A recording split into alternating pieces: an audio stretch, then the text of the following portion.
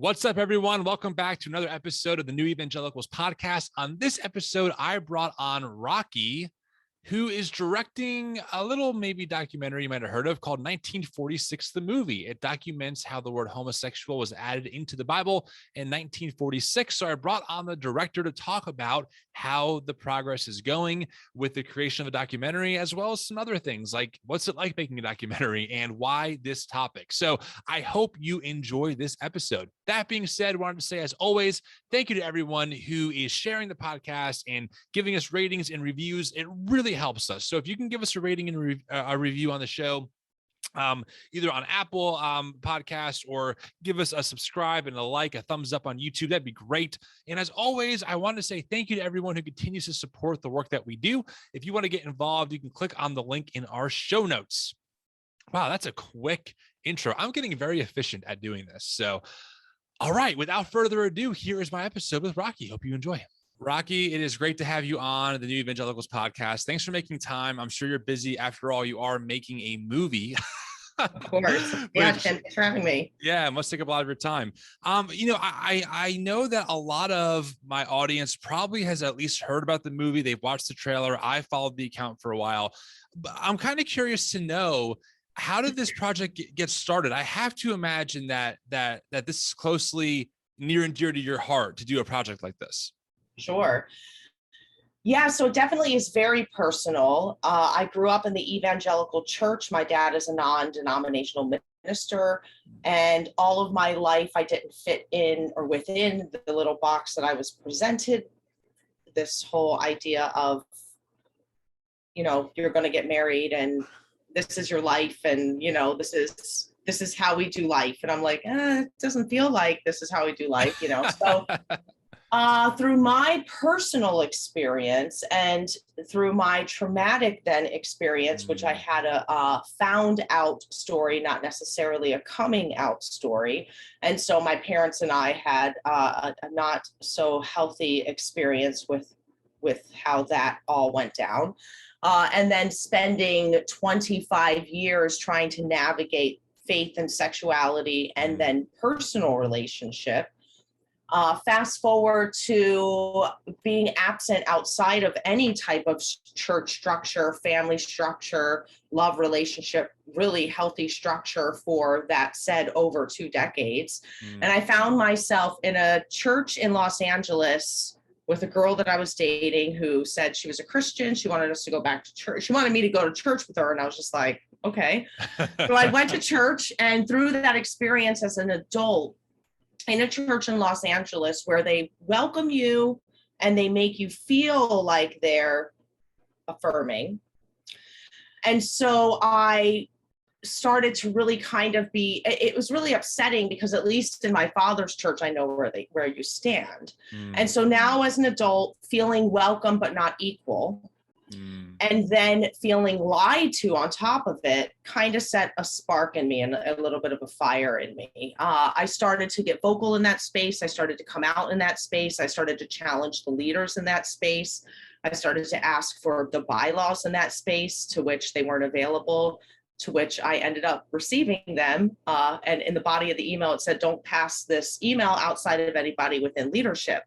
And so obviously I wasn't supposed to receive it. They weren't very happy when they found out I did receive the email. Right. It's like these kinds of situations are happening all across the world, not only in America, but, as we're learning more about gay people. And what I have learned from just the studies of making this documentary, the church constantly shifting the goalposts, so to speak, on issues around sexuality, gender identity, on complementarianism, like all of these themes, that the purity culture and different things, as we see the church shift in their conversations on gender and sexuality, So I just, through getting vocal and feeling lied to, that led me to learning about affirming spaces, gay Christians, which I just was so far removed, I never even thought about it. Of course you can be gay, or of course there are people that have been already doing this work. And then through that, I learned of the 2 Greek words that were conjoined together to be translated to mean homosexual. Right. And because of all of that past experience and my experience in the film industry, I felt compelled to tell the story because I believe in the power of the characters, the real life people who have done this work, and then the real life people of the lives that this mistranslation has impacted. So I believe this is a story. I know it's being responded to pretty well. We're getting a great response so far, both negative and positive, which is great. People are talking about it. And so it's working. And I hope that people see the film and we can just continue to expand these kinds of conversations. Yeah, I think that's really good. I have definitely seen and heard from people in my own community a similar story of I was at a church that on the surface was seemed welcoming, only to find out that they weren't. Like once I wanted to get involved in volunteering, that was a problem. Or once I wanted to become part of the community, right? I could attend, raise my hand, give the money, of course. But if I wanted to participate, then that was problematic.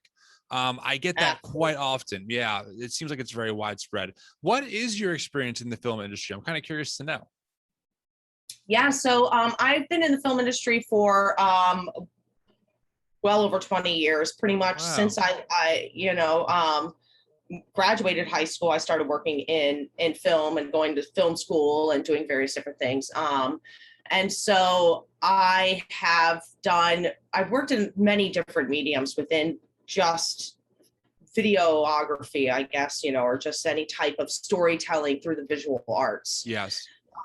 And so I've done episodic and short format and commercial and feature films and docuseries. Like the biggest docuseries I did was House of Cards. So wow.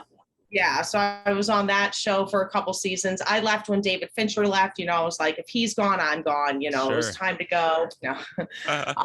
But yeah, so I've been around the block a little bit, and I primarily have done production management or art department, and usually as a department head. And so I was living in Los Angeles when I first learned of this mistranslation, and I switched out of management and department head work to pursue a producing career. So I was already working with a manager and working on gathering intellectual property and learning how to produce said property, and so it's a little bit of a different taste within the industry. Sure. And so as I was pursuing that, this film kind of came into my lap.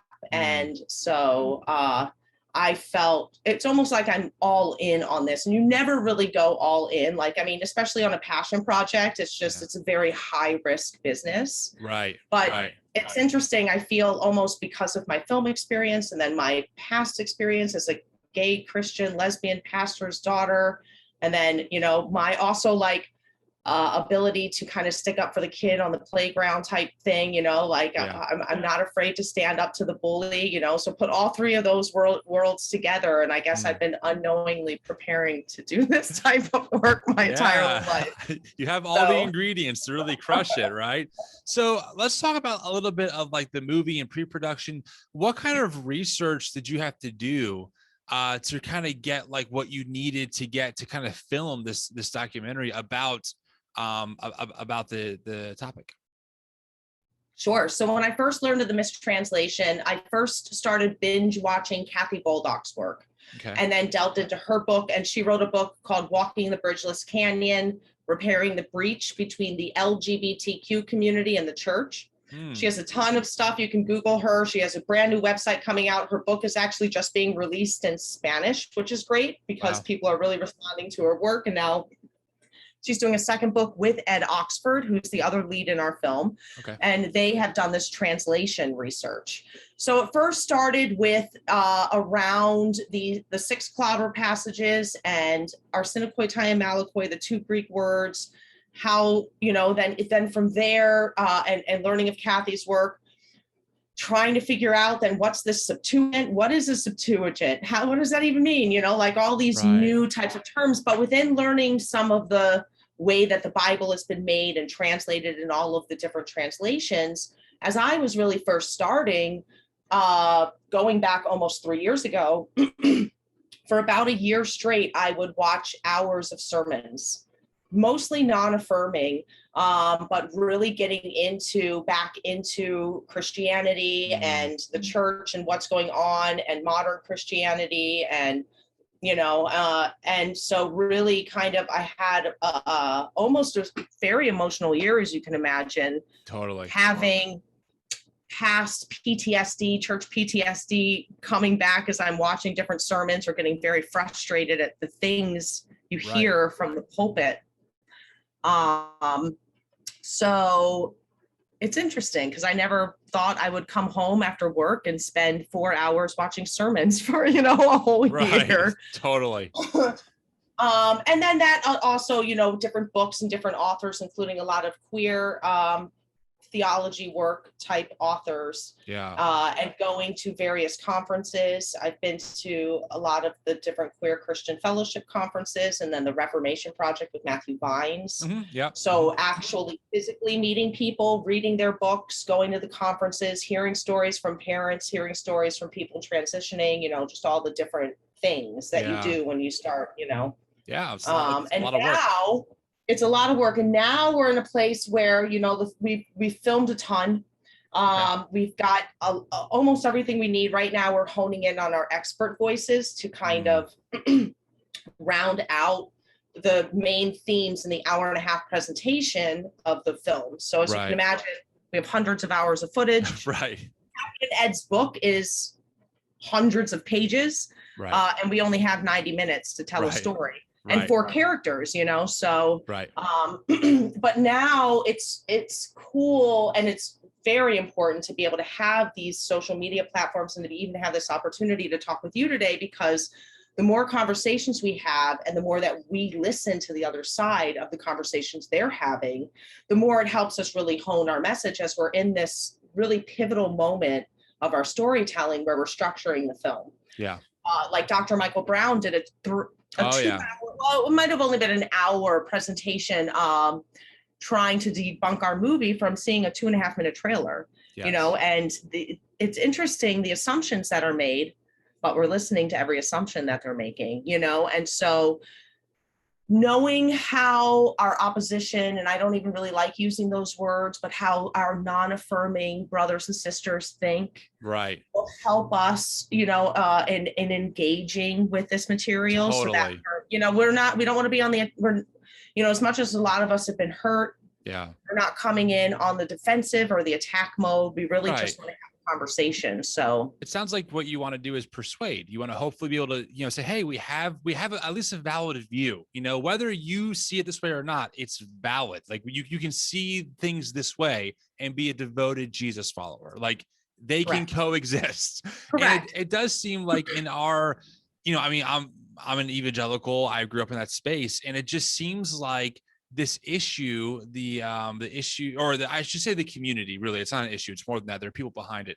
The LGBTQ plus community, that topic and community has really been elevated to like the cardinal sin over all cardinal sins, like this is now a mountaintop. And it baffles me, frankly, for a lot of reasons. But one of my questions for you is, you mentioned earlier in the very beginning of our interview, you said the church is moving the goalposts when it comes to sexuality and gender. Like they moved it in the past. Can you give me some examples of that? Because I heard that, I was like, ooh, that's interesting. How has the church moved the goalposts, in history?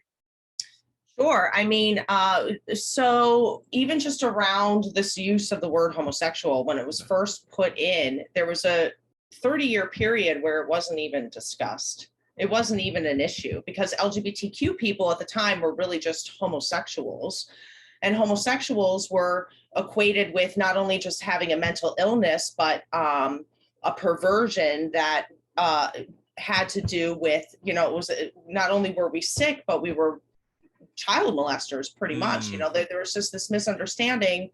So it wasn't even an issue.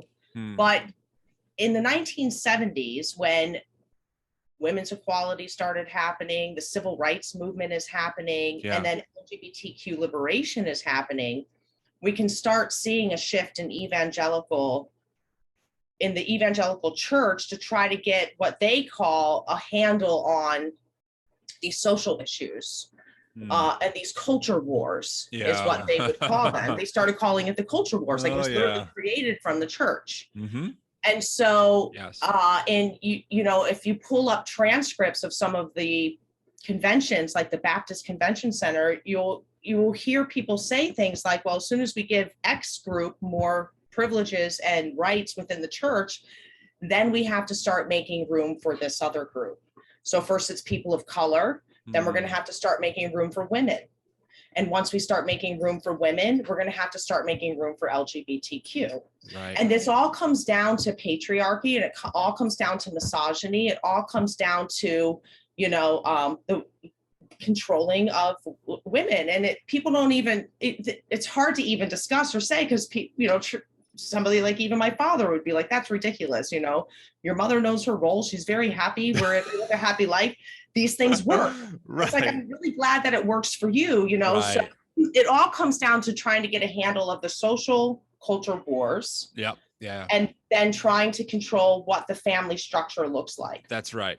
So then in the 80s, we see groups form like the Family Research Council, Yes. Focus on the Family, and so even rewind just a little bit in the 70s with the gay liberation, we see things like Anita Bryant starting the Save Our Children campaign. That was probably the first. And so then by the mid 80s, the church is losing their shit. Right. Right. And so they assemble a council and they create a list of basically gender roles, so as much as women were getting their equality, they wanted to basically make sure that they still knew that, of course, you can go out into the workplace, but these are still your roles within the church and within the home.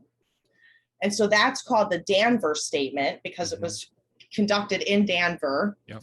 And then there's one called the Nashville Statement. That's right. That then is an extension of it. So those are just two examples. And then they list out the gender roles so we can get a handle of masculinity and femininity. Yeah. One of them even goes as far to talk about the plumbing argument, Right. I'm not sure if you've read yet or heard of Jesus and John Wayne, the book that's taken the evangelical world by storm. I haven't read it yet. Well, when you read it, you're gonna just say hell yes the entire time, because they're pretty much in really a really great narrative by Kristen Dumais just paints this picture of, like you said, how patriarchy is at the root of so many of these things, and it's intentional, and it's not even like historically accurate. And there's another book by Beth Allison Barr called The Making of Biblical Womanhood, where she traces the history of patriarchy. And it is interesting to hear it from you as well. Like I keep seeing these themes of like, there's a root, and it seems like it's male power. Yeah. So the documentary is so far from what I can gather is centered around 1946 when the word homosexual shows up, right? And obviously the church, as far as I'm aware, historically has never been affirming of LGBTQ plus relationships, even before that word came into our English Bibles, right? So how does that work as far as like, I guess like if I was playing devil's advocate, I could say, well, sure. I mean, Rocky, yes. So the word homosexual is more recent, but the church has never, given LGBTQ plus relationships like, the AOK. What's your response to that? Well, of course they haven't, and it still all stems down to this whole patriarchy thing. And if you actually go back, though, even to the Jewish tradition and rabbinic literature, they mention 6 different genders in those literatures. So even rabbis, talk about non-binary people who are born male that represent female. Like these are conversations in the Talmud and in other rabbinic literature. So hold on, what you're saying is that the Jewish rabbis were woke, is what you're trying to say. And then things get lost in translation. They get covered up, and just like the canonical texts, they had texts that didn't get put into the Old Testament. And these are committees and men sitting around making decisions on what's going to be told for generations and what's not going to be told for generations. And at some point, the divine feminine gets lost, and then hierarchy comes in, and that actually, I believe, is what is causing all of these problems. And one of the theologians that we interview talks about how these complementarianism themes, these actually hurt men, because sorry, I was out and I didn't, my computer's going to die. They're actually, no problem. Do your thing. Because, so men have all this pressure to be the breadwinner. Yeah. And our society is not suited for that. It doesn't fit for that. And so we can show statistically that men are killing themselves, and especially white men, more now than they ever have before, because they can't live up to these social structures that were designed by men to benefit them. They're literally killing the men that they were designed to benefit. Wow. And so we have to examine these things. We have to reevaluate these things. So hold on one second. I'll answer that question. Let me just plug this in. No problem. Sorry about that, Tim. Oh, it's fine. We're a casual podcast. Hilarious. So, of course, the Bible presupposes heterosexuality, but that doesn't mean that that's the only form of acceptable covenant types relationships. What we have to look at is what are these texts addressing at the time, and what are they saying to us for our time? Mm-hmm. And the Bible gives us permission to breathe, and even things like biblical inerrancy is very new. Yes. And so these ideas of like the Bible says this and so it is. Yes. It's causing more damage than good. So, and another thing I would say for people who say, you can't challenge 2,000 years of church history, I would say you better believe you absolutely need to challenge the institution, because if you want to go up against church history has a terrible record. You know what I mean? The church has been wrong on so many different occasions. Right. And we catch up as society, and we as humans have always challenged the institution. Right. And there have been reformations all throughout history. And so this is just the next great one. I mean, the evangelical, we're not afraid of that either. The evangelical institution sits on the shoulders of one of the biggest reformations in church history. His name was Martin Luther, and he was deemed a heretic, and he was kicked out and told that he's just an abomination. So I really resonate with a lot of what you're saying, because so to kind of maybe tie us back for our audience and connect some dots here, a lot of us who grew up in like a fundamentalist view of the evangelical tradition, right? God says it, that settles it, kind of perspective. We're learning for the first time a lot of things that you're really saying, where it's like, yeah, the inerrancy, or especially the way that we view inerrancy now, is quite new. It's a fundamentalist response to enlightenment, right? There's a lot of that part tied into this. And then also there's a lot of great scholars who are doing great contextual work of the Bible. I think about Tim Mackey and Scott McKnight. And one of the things that I've kind of picked up on in the bigger picture theme of the Bible is that God does work in different ways all throughout the text, right? How he works with the Israelites is different than how he reaches Saul. And it's a totally different dynamic. And even Paul, right? He is rewriting some major traditions for the Jewish people. I mean, the debate about circumcision, to us, we think it's no big deal. That is a game changer. That is 100%. Like, I mean, I can imagine the fundamentalists of his day being like, Paul, the scripture is clear. Our Torah is clear. Circumcised in order to be in the family of God. And Paul's saying, no, circumcision of the heart. That's not in the Torah. Right. Yeah. Right. And so it's kind of like the same idea is kind of what I hear you kind of picking up on, those themes, and then doing that here with this topic. Is that kind of in the same ballpark for you? Yeah, I mean, and there's affirming theology throughout, like even in Galatians, where it says there's neither male nor female, there's neither Jew nor Gentile. Like, those are radical texts that nobody talks about. Yeah. And so really the question is again, what are the prohibitions? Because it's not about orientation. And so, we would argue that they did have an understanding of not necessarily orientation or what gay people were, but of equal status relationship. Two men of equal status having a romantic relationship. They were definitely known in the time. So what the texts are condemning and talking about are not these consensual, same equal status men type relationships. They're talking about abusive and exploitative relationships. If Paul wanted to talk about the other, he could have used over a dozen words to describe romantic connection between two men of equal status. So really, we have to talk about what are these texts talking about. Yes. Another important thing to look at is the Sodom and Gomorrah story. So Sodom and Gomorrah has been misused for centuries. Yeah, you're Even right. the word sodomite, where that comes into play. And at first, sodomite means any form of non-procreative sex, but eventually it gets seeped into the culture. Eventually it gets stigmatized toward gay people. So of course, the word sodomite was in the Bible before homosexual. So people are like, arsenokoitai, sodomite, homosexual, same thing. No, we have to understand where these words come from. Right. And so if somebody, and so obviously it comes from Sodom and Gomorrah. If you're still using Sodom and Gomorrah as a clobber passage, you have a long way to go. Right. Yeah. Because what's going on in these verses, we know. So, and when I say these verses, there's a parallel text to Genesis 19 and it's in Judges 19. And the stories are very similar. They're the same stories. Guests come into town. They're staying at this man's house. Every man of the town come to the house to know the visitor. They want to gang rape the visitor. Right. In both cases, the men say, don't do this to my male guests, but here, rape the women. Right. And we don't contest that. Right. So if we're not contesting that, what we're saying is that it is okay to rape a woman. Right. It is Christian to rape a woman. Because instead we're saying, oh, this is about homosexuals. No, it's a scapegoat. And it's been used and misused against an innocent group of people. And that's just, so these are the layers that we need to pull back.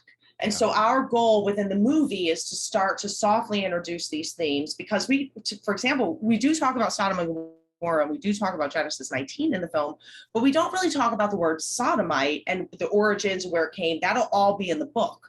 Kathy and Ed's book that is coming out about the research is called How the Bible Became Anti-Gay, Forging a Sacred Weapon. So you'll have to delve into their book to get a little bit more of that context, but hopefully the movie will open up even just looking at the parallel text and thinking about it in that context. Well, of course that text would be then saying it's okay to rape that. That's horrible. Yes. I need to look into this a little bit more. So that's what we're hoping to do with the movie, because that's what these verses are really talking about. So we just have to be honest with what we're doing here, and it's the same with the church history.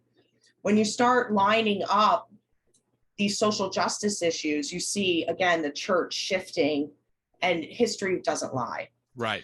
So what we're trying to do is, and even within the text, if the Bible is it's a heterosexual text. It was written by heterosexual people for cisgendered heterosexual men. So of course it's presupposed in that way.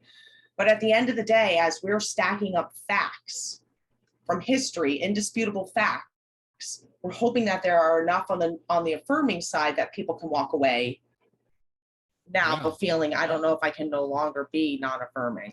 Yeah, I think that makes a lot of sense. I think about David Gushee, Dr. David Gushee. He has the book Changing Our Minds. He's a friend of the show. I've had him on before. I'm so jealous. I want to meet him. I haven't met him yet. I've had the privilege of interviewing him twice, and he's just a great guy. And he's done great work in a lot of different fields, including in that field.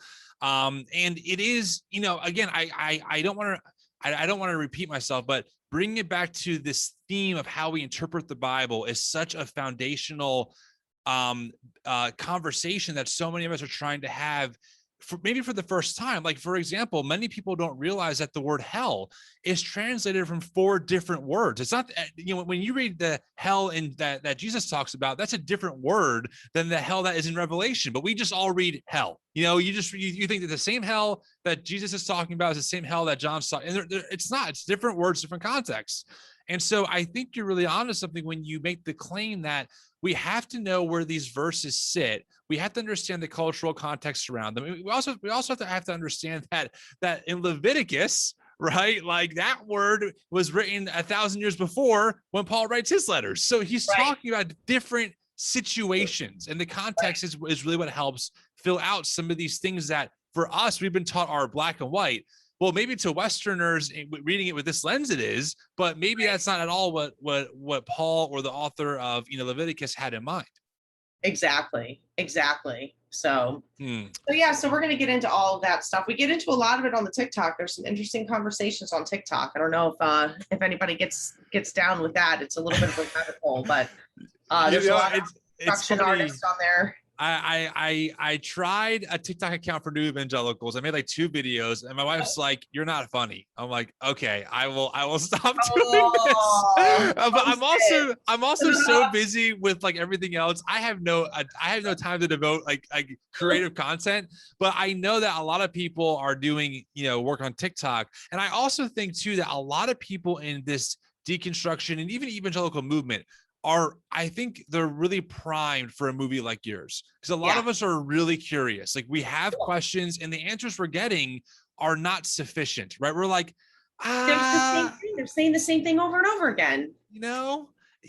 Same thing. So let's kind of talk about maybe like the actual, like, let's nerd out for a minute on the movie itself, like the actual making of a movie, okay? Because I'm a musician, I enjoy the arts, I respect it. I'm a big documentary nerd. I love a good documentary, one that like Food Inc., for example. I watched that 10 years ago, and I go, oh my God, my food's made out of just rearranged corn, like my mind was blown. What is the magic sauce of making a good documentary? Because I've definitely seen ones that did not engage me at all, even though the topic was really intriguing. It totally lost me. So like, what are some of the keys to making a documentary, attractive, I guess?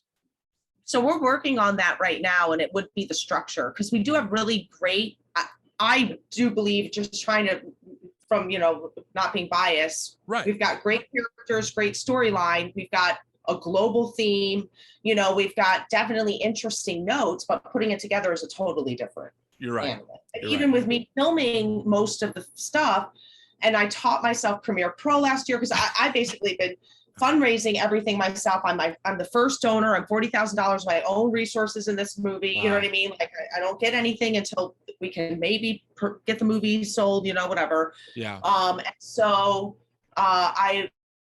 if we can't hire anybody, I have to do everything. So I'm like, I have all this footage. I'm like, now I need somebody to put it together. But I'm like, now I can edit the TikTok stuff, but I can't edit a movie. Right. So, they're a little different, It's a little different. We were successful to be able to get enough money in the bank to contract an editor, and she is great at that. And even right now, she's teaching me a little bit about some of these structured notes.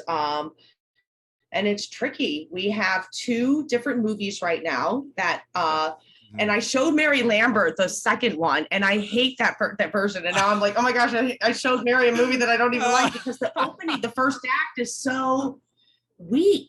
And then, but you get to the second act and it's great. And then the third act, it's great. And our other movie that we showed our executive producers had a totally different feel and vibe. They both loved it. You know what I mean? So it's just about what it is for us on this film, and what I think it really is, how do you keep the page turners? Totally. So our formula for this is, since it is a bit of a mystery film, because we're unraveling some truth. We've been called the Da Vinci Code, documentary style, Da Vinci. So we started the thesis on a question. The researchers started on a question. So the whole thing is just questions all the way through. And as we're answering the questions, we're leading the next one into another question. Right. And so we're like, wow, I just want to know more. I want to know more. Yeah. So that's been helpful. And then it also helps too. So we're not spoon feeding. We're not telling you what to think. Right. We're giving you information, and we're giving you people's connection to that information, and then a question, so that hopefully you can be like, oh, and go on that journey with us. Yes. So I think that's what it is, taking the audience on the journey with you. Visuals help as well too, a big thing for us. And so a part of the big fundraising for us is animation and illustration. Definitely. Very important line item for us. And music, even just the music, Mary Lambert doing the music. So the music will help drive the story when you put it in and when you don't put it in. Yeah, you're right.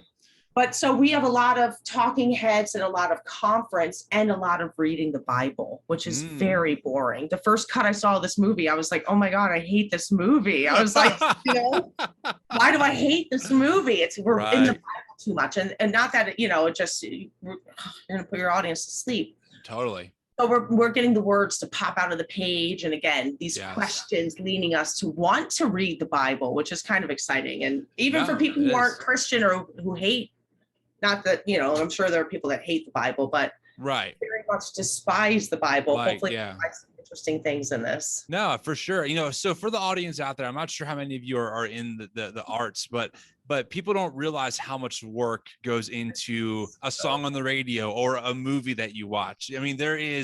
I mean, especially for any feature length movie or a documentary, we're talking hundreds of hours of footage. And so what they have to do is they have to sift through and find the right moments in all of these interviews and scenery shots, and then find the right moments to keep the story going, then have the right music behind it to match the mood, then the illustration, and that's all be created. So it is no easy feat. And like you said, I really think back to music. If you have a good producer, your song could be great. And if your producer sucks, your song could be terrible, right? Like how it's mixed is almost more important than the actual song itself in some ways, right? And that's editing for you guys. I mean, how you edit this movie, that will, that will really determine like how things pop like you want it to. And we got really lucky. Our editor is fantastic. She really cares about the project. She's invested in it. She's finding great nuggets, great moments. And you can see little connections. Like we shot some photos of our lead character and he's looking at the photos. And as he's talking about this one moment about, God's not going to leave me hanging, she picked the two most perfect photos. Like he's on this cliff, and just the way that one photo connects to another photo of the emotion in his face. Like she picked those things. Yeah. And so those are the only elements that we have to support what he's saying. And she used them so beautifully, little moments where Kathy's like rubbing her eye and then it matches with something we shot a year prior. You know what I mean? How did you match that up? You know what I mean? So how long have you been filming this documentary? How long has this been in the works? I started filming in October of 2018. Wow. So 3 years, and we should be done this fall. We are really close. We've got a third structure now that's we just got yesterday, and now we're redoing the open. So hopefully the fall is just going through the technical once we get that structure down. So, and then it's festival submissions and hopefully worldwide distribution. But first, this festivals, and then hopefully a Netflix or a HBO or whoever's listening to us, call me.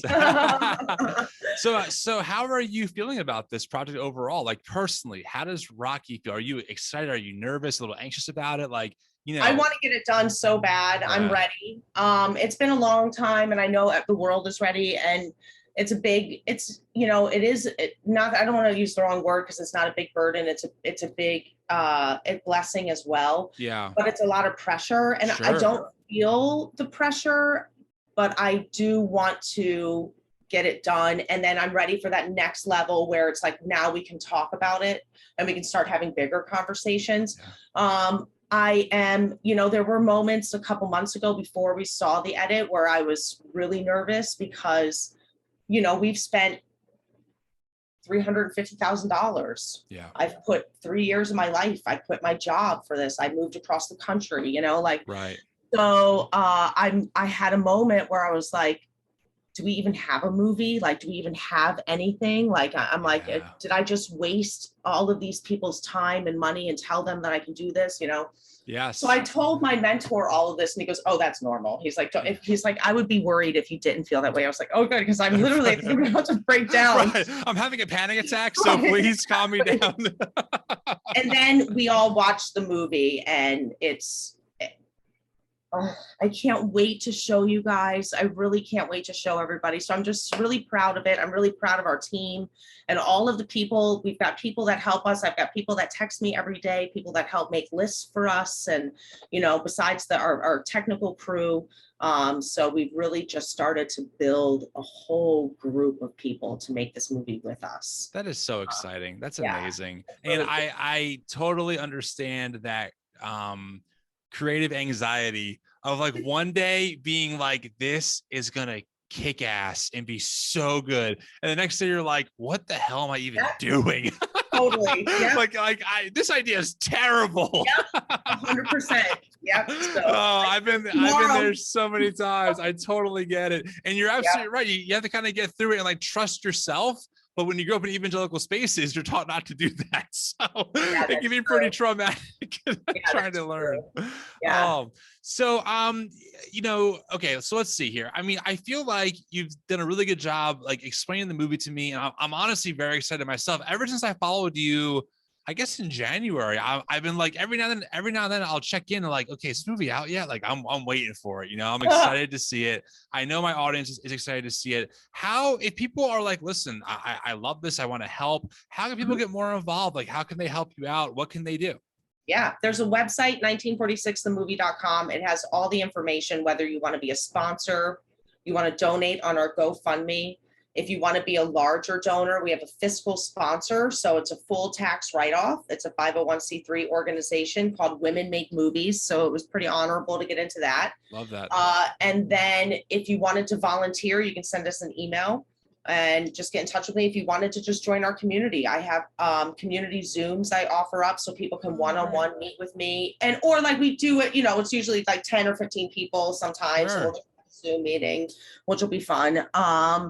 And then there's a newsletter subscription button on there too. So you can sign up for our newsletter. So all the information on 1946themovie.com, including all these things. I linked all the press. I need to get more up there, but you'll be able to find other podcasts and things like that there. Perfect. Well, I'll make sure to put all that stuff in the show notes so people can find it really easy. Thank you. I appreciate you coming on and making time and chatting with me for a few minutes about, so many things, and there's so much more to uncover, but you're doing great work. I know we're excited to watch it. So keep us posted because we'll be there. Thank you. Absolutely. I will. I really appreciate it because this gives us an opportunity to meet more people and to spread this message. So thank you for your time. Absolutely. I'm sure we'll talk again soon.